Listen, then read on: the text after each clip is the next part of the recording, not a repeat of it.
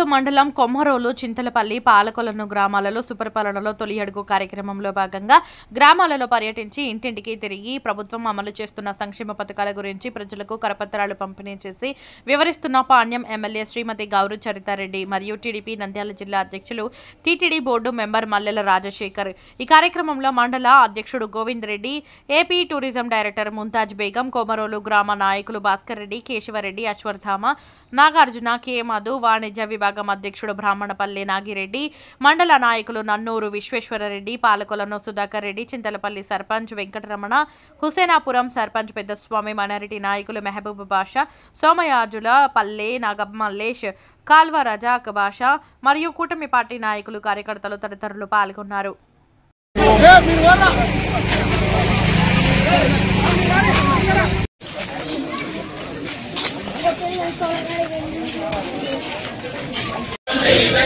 ఆ బండి కొంచెం ముందర